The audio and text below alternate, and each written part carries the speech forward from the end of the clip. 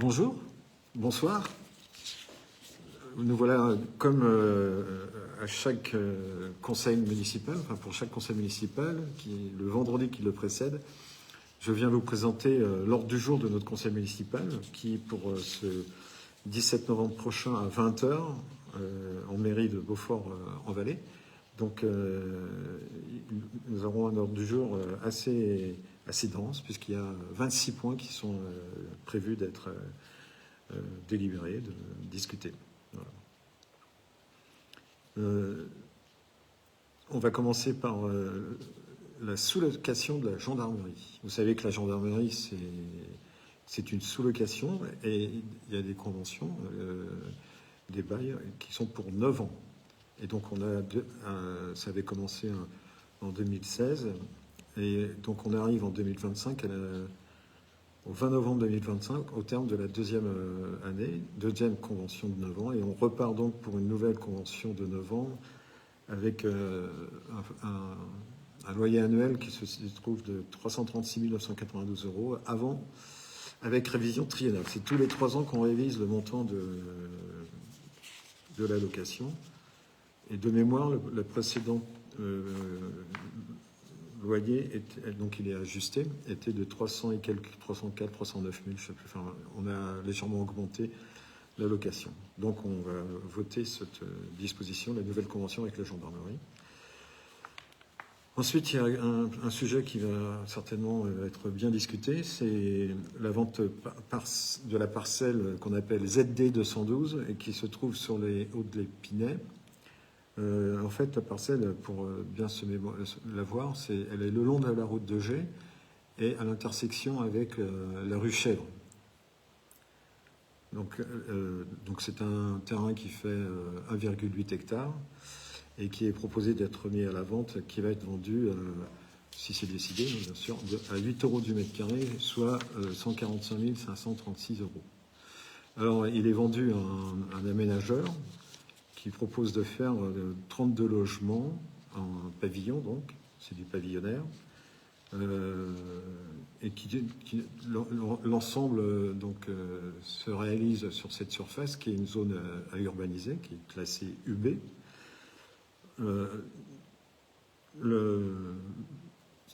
Ce qu'on fait là, c'est la vente à l'aménageur, à charge pour lui donc d'aménager, bien sûr, viabiliser, etc. C'est pour ça que 8 €, moi je trouve que c'est fait, mais c'est une estimation des domaines toute récente, qu'on a eue il y a un mois ou deux. C'est tout récent, cette estimation de 8 €. Il y a 2 ans ou 3 ans, on parlait plutôt de 15 €. Je veux dire, il y a une chute assez... qui est lourde, quoi. Une belle chute de moitié prix, quoi. Donc, on n'a jamais trouvé preneur à ce niveau de prix de 15 €. Donc là, avec les domaines qui nous disent que ça coûte 8 €, et on a un aménageur qui présente un projet. Alors ce projet, il satisfera aux exigences du Code de l'urbanisme. C'est quand même 32 pavillons. C'est ce qu'on peut appeler quelque chose une modification substantielle. C'est pas un pavillon isolé, c'est 32 pavillons, donc ça s'organise, ça s'aménage. Et il y a des concertations à faire. Le Code de l'urbanisme prévoit des concertations à faire, des études d'impact, et éventuellement des études environnementales, avec des études de ce qu'on appelle 4 saisons. Donc il faut laisser l'hiver, l'automne, le printemps, l'été se dérouler pour observer ce qu'il y a dans cet espace. Donc c'est ce qui est proposé. Donc on en discutera. Ça prendra certainement un certain temps, parce que c'est une zone actuellement qui est en friche. Elle n'est pas entretenue. Elle est simplement fauchée pour l'été.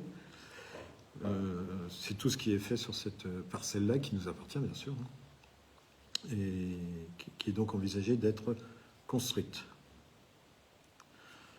Ensuite, nous avons la cession de l'îlot qu'on appelle l'îlot du Champ de Foire. Ça concerne le garage à Bellard, le 3 place des Halles et le 5 rue du Champ de Foire. Donc c'est un ensemble racheté donc par un privé au prix de 127 000 €, et c'est le prix auquel nous les avons vendus. La somme des trois, là, ça correspond à 127 000 €. Alors, les domaines nous ont estimé ces 3 logements à 190 000 euros, avec une marge de 20%, donc ça ramène à 152 000. Et le garage Abélard est dans un état relativement triste, même très triste, en termes de constructif, hein, la charpente est apparente, etc. Mais il y a aussi dans le garage beaucoup d'éléments à nettoyer, quoi, il y a plein de pneus, des fûts d'huile, etc. C'est resté en l'état. C'est vraiment important. Une estimation a été faite sur ces travaux de nettoyage à faire. Il y en a pour 40 000 euros. Donc c'est le vendeur qui prend en charge le nettoyage de cet ensemble. Donc avec une vente à 127 000 euros, on pense qu'on est bien, quoi. On récupère ce qu'on a dépensé. Et puis, on va avoir... donc, ces 3 logements sont pas remplacés. C'est une réhabilitation de logements. Donc, il y aura toujours 3 logements. Ils vont être modernisés, isolés, etc. Enfin, faire les choses convenablement. Et surtout, le garage Abélard, qui est menaçant, on va dire, enfin, qui présente des inconvénients. Je ne sais pas si vous passez devant, on voit très bien, on peut apercevoir les charpentes, hein, qui sont quelques éléments de toiture qui ont disparu. Donc, à terme, et puis cette réhabilitation, elle se fera dans un délai relativement court. Je vais noter 2 ans, donc, pour le nouveau propriétaire de ces lieux. Donc, voilà sur cet îlot du champ de foire. Ensuite, nous ferons l'acquisition rue des Hérault pour une zone de retournement. Ça concerne le ramassage des déchets. Vous savez que la loi, enfin vous ne le savez pas peut-être, mais la loi impose maintenant la sécurité des agents, qui doit être assez confortable, exige qu'il n'y ait plus de marche arrière. Donc, soit on peut, c'est pas trop loin, les personnes amener les poubelles à l'endroit qui va bien pour que le camion continue sa route, en tout cas ne fasse pas demi-tour. Et si c'est trop loin, eh ben on peut faire des aires de retournement. Alors le service de la Comcom a étudié tout cela et nous a proposé des zones de retournement. Donc il y en a une ici qui nous demande à nous d'acheter un bout de terrain pour y faire une zone de retournement. Et on doit donc, pour faire cette zone de retournement, acquérir 65 mètres carrés au prix de 5 euros le mètre carré. Voilà. Et donc, cet espace donc, sera consacré à faire les demi-tours pour le camion poubelle, sans faire de marche arrière, pour la sécurité des agents. Ensuite, nous aurons les tarifs municipaux. Alors, comme chaque année, on revote tous les tarifs municipaux. Alors, ça va de la photocopie en passant par la location de salle, jusqu'à la location de salle, en passant par les concessions de cimetières, enfin tout ce que le matériel aussi qui peut être prêté et donc tarifé. Et donc on augmente tous ces tarifs. Donc tous ces tarifs seront présentés. Moi je ferai l'introduction et ce sont mes collègues chargés de leur secteur qui présenteront les augmentations de tarifs. Ensuite, nous avons une garantie d'emprunt auprès d'Alter Public. Alors, Alter Public, c'est l'aménageur qui va mettre en place Montbaume. Donc, c'est lui qui s'occupe d'aménager Montbaume. On a une concession d'aménagement avec lui et il fait un emprunt d'1 150 000 euros. Donc, c'est un établissement public. Et donc, il nous a sollicité à hauteur de 80% de son emprunt pour le garantir. Donc, à hauteur de 80%. C'est assez classique, on l'a déjà fait pour des bailleurs sociaux, de garantir leur emprunt. Et notamment, il y a quelques mois, on l'a fait pour Podelia, qui est avenue du Général de Gaulle. Là, on a garanti des emprunts, peut-être à hauteur de 70%. Mais c'est assez classique pour que les collectivités garantissent des emprunts pour des travaux de cet ordre-là, sur la construction. Ensuite, il y aura une signature d'une convention avec le CIEMEL pour une étude de faisabilité multi-énergie renouvelable à l'école Château.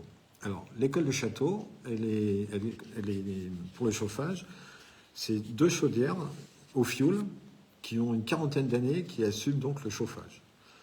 Et pour l'instant, ça tient, je veux dire, mais bon, 40 ans, ça fait beaucoup et on pourrait s'attendre à changer dans pas si longtemps que ça. Donc, on anticipe avec le CIEMEL une étude pour voir par quoi on pourrait remplacer, avec des énergies renouvelables, les 2 chaudières au fioul. Et donc, le CIEMEL peut faire cette étude qui coûterait 6 200 € et qui pourrait être financée en partie par l'État. Et globalement, la somme qui nous reviendrait ce serait au total pour la commune de 744 euros. Donc on va voter cette étude à faire avec le CIEMEL qui fera une étude donc avec les énergies renouvelables pour pompe à chaleur certainement et autres aménagements pour obtenir le remplacement et le chauffage de cette école. Ensuite, on passera à une demande de subvention à Anjou Tourisme. Alors, il s'agit d'une petite subvention qui est une subvention de l'ordre pour des panneaux qui sont à remplacer. Ce sont les panneaux qui sont près de la mairie et des deux mairies, Gé et Beaufort, où il y a une présentation de sentiers. Alors, ces panneaux qu'on installe, ce sont des panneaux d'un côté le plan de la ville et de l'autre côté le sentier à suivre. Donc, on espère une subvention de l'ordre de 40% pour une dépense de 1 929 euros. Donc, il resterait à charge donc 1 157 euros. Et donc, ça remplacerait les vieux panneaux que nous avons qui sont illisibles là. Pour nos visiteurs qui viennent se promener dans les marais et tout, ces panneaux indiqueront bien les chemins. Et puis il y a le plan de ville derrière qui indiqueront aussi les éléments divers et variés qu'on indique sur un plan de ville, l'église, le musée, etc., les halles, enfin tout ce qui est les éléments remarquables et repérants, cimetières et autres. Ensuite, nous aurons le versement d'un fonds de concours au SEMEL pour des réparations et de dépannage sur notre éclairage électrique. C'est assez classique, hein, mais là, ça concerne donc, vous savez, les dépannages, et c'est pour l'année depuis le 1er septembre 2024 jusqu'au 31 août 2025, tous les dépannages qui ont été faits sur l'éclairage public, avec donc le fonds de concours, c'est le CIEMEL participe à hauteur de 25% et la commune à hauteur de 75%. Et le montant de ces réparations pendant cette période d'un an là, a été de 12 600 euros. Donc il nous restera, nous, on devra payer 9 451 euros. Ensuite, un sujet aussi, on va discuter, qui est le centre d'animation sociale Toile de Graine. Alors vous savez qu'on a déjà voté au mois d'avril ou de mai un passage associatif, mais qui n'a pas pu se faire. Donc on a rediscuté les communes et l'association Toile de Graine. Et donc on envisage de passage du centre d'animation sociale Toile de Graine en passage associatif avec l'association Toile de Graine, loi 1901, au 1er janvier de l'année prochaine. Et donc, donc c'est les mêmes conditions que précédemment, sauf que là, la convention portera, qu'on appelle convention d'objectifs et de moyens, portera sur l'année 2026 uniquement. Et l'association bénéficiera d'un fonds de roulement qui sera apporté à 50% par la CAF, à 50% par les communes. Et puis le budget proratisé au niveau des communes pour un montant de 173 000 et quelques, et d'un complément fourni par les communes de Beaufort, La Métrée et Mazet. Alors, pour l'instant, donc cette discussion a eu lieu avec l'association qui a donné un accord, mais qui n'a pas été formalisé. Donc cet accord sera formalisé, c'est-à-dire qu'ils auront une assemblée le 21 novembre, et donc notre délibération, elle apparaît ces mots, sous réserve de l'accord de l'association. Voilà, pour formaliser, mais parce qu'il ne faut pas trop attendre, il faut anticiper, donc on n'allait pas attendre le mois de décembre pour le faire. On le fait maintenant, ce qui permettra donc dès l'accord formel de l'association d'engager ce qu'elle doit faire au niveau de son futur fonctionnement avec les banques, les commissaires aux comptes, etc., les experts comptables et tout, de mettre en place certains éléments lui permettant de démarrer. Voilà. Ensuite, on change de sujet tout à fait différent, là, c'est la dérogation au repos dominical. Chaque année, à cette période-là, on doit définir pour l'année prochaine, l'année suivante, donc pour 2026, ce qu'on appelle les dimanches du maire. Donc c'est une autorisation pour les commerçants de pouvoir travailler, enfin faire travailler leurs salariés, bien sûr, le dimanche. Et le nombre de dimanches est de 5. Donc on a retenu les 5 qui seront fixés. Ils sont liés, ces dates sont fixées avec les événements festifs que nous faisons. Donc c'est pour l'année 2026, ce sera le 31 mai, 21 juin, et puis la fin d'année pour les 3 dimanches de décembre, 6, 13 et 20 décembre 2026. Voilà.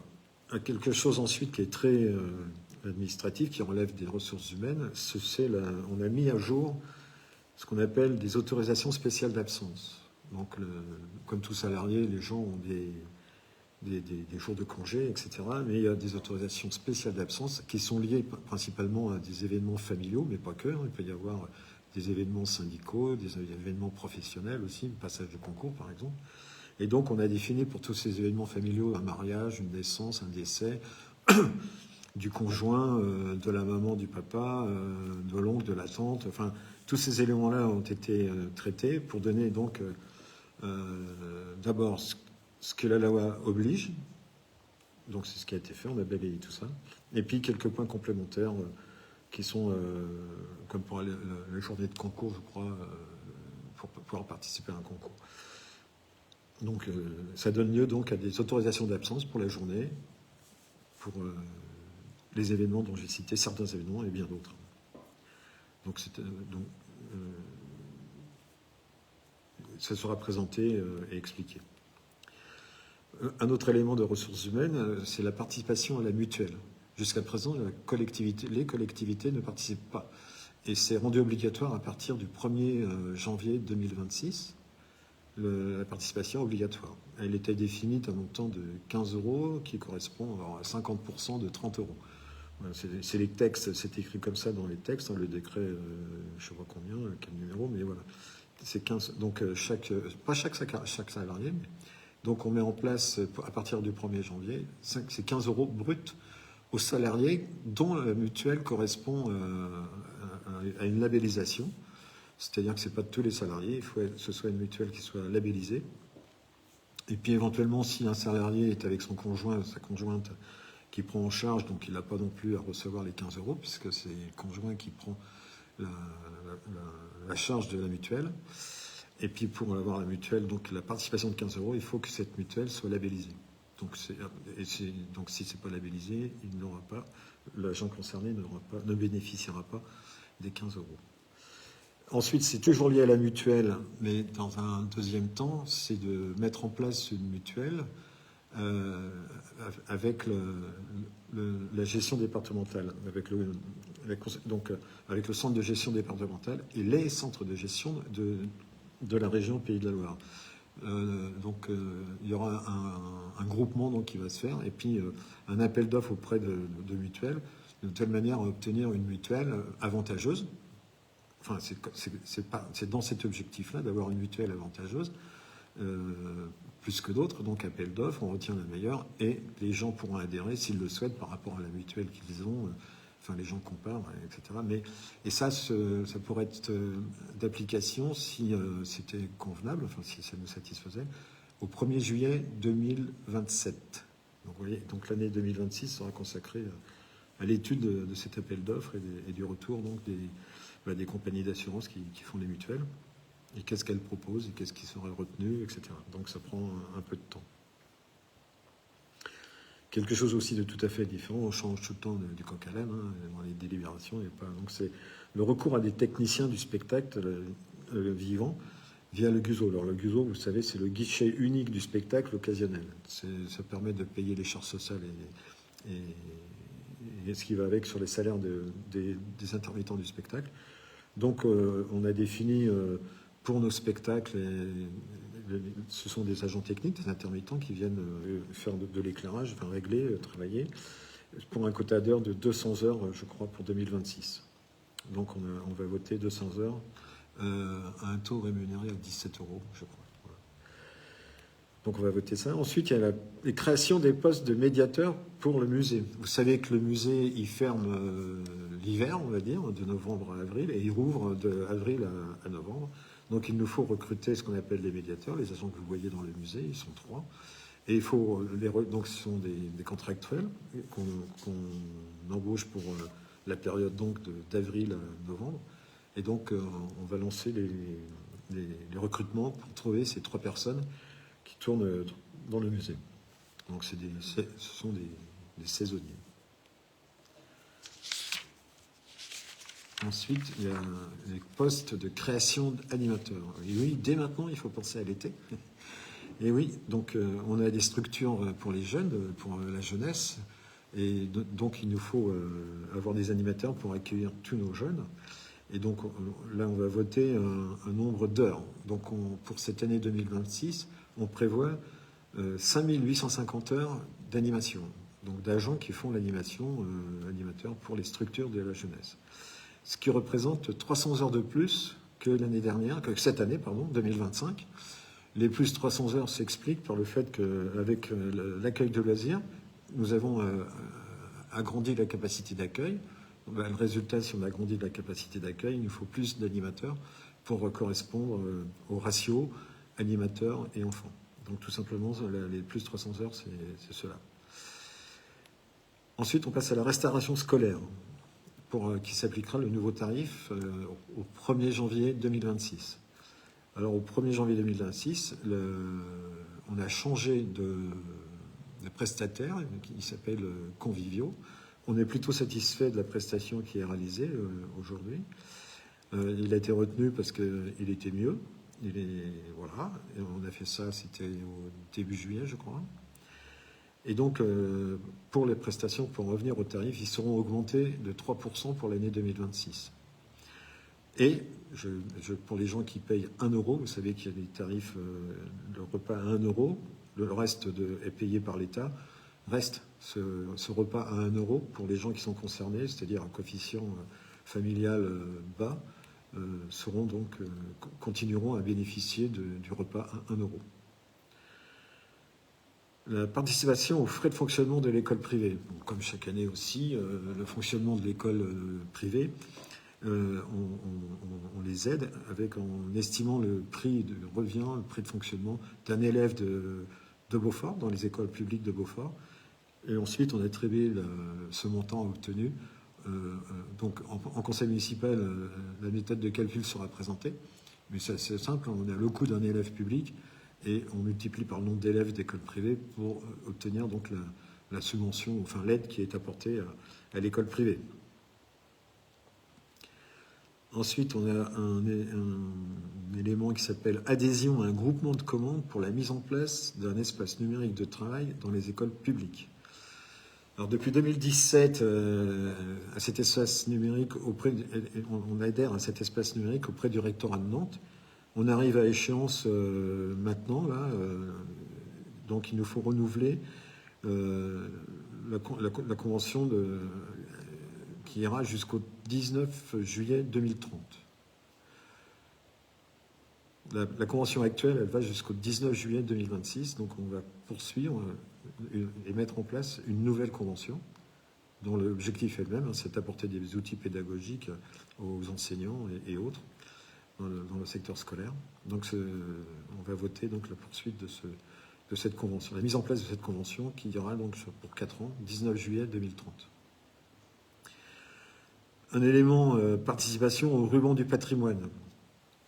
Alors, on l'a découvert, hein, c'est lié aux travaux de restauration de l'église de Beaufort. Ça a été, elle a fait l'objet d'une forte restauration, d'une vaste restauration importante, on concourt donc à ce fonds, à cette participation, parce que ça fait moins de 3 ans, et c'est un jury qui va désigner des lauréats, c'est un concours national, et les lauréats auront 18 000 € à se partager. Voilà, donc on va envoyer les documents qui vont bien à ce ruban du patrimoine, ce concours ruban du patrimoine, et on verra si on est lauréat, et en fonction du nombre de lauréats, on aura une certaine somme d'argent. Dans le même ordre d'idée, c'est un projet de mécénat culturel. Donc c'est lié à l'événement Beaufort Rock les Orgues en 2026. Vous savez qu'il y a des contraintes financières, on peut faire appel à du mécénat, donc c'est une façon qui apparaît un moyen de financement complémentaire. Et on peut le faire dans ce cadre. Donc, et pour la 3e édition de l'événement Beaufort Rock Resort, qui est programmé le 24 avril 2026, on souhaite solliciter donc un don de 1 500 € auprès de la Fondation Mécène-et-Loire. Et ces 1 500 € seront dédiés à des aménagements de lumière, festifs, théâtral, qui seront mis en place. Dans la délibération, il y a un petit tableau qui présente les différentes utilisations de cet argent. Voilà. Donc là, j'étais au point 26, donc j'en ai terminé. J'ai pas vu de commentaires. Alors, j'annoncerai en conseil municipal, on a le jury des villages et villes fleuries est passé en juillet, début juillet 2025. Et je suis allé avec mon collègue Jean-Philippe Repers et M. Benoît Bournet, qui est le chef d'équipe des Espaces Verts, à Nantes, en hôtel de région, où étaient remis les labels. Et donc, on a conservé notre label 3 fleurs. Donc, je l'annoncerai en conseil municipal. Nous sommes contents parce qu'il y a eu un changement du point de vue du contexte. Vous savez, avec la sécheresse, il faut utiliser moins d'eau, donc trouver des solutions pour utiliser moins d'eau, tout en conservant une ville attractive, belle à regarder. Voilà. Et donc, on est content d'avoir conservé ce label 3 étoiles, 3 fleurs, parce que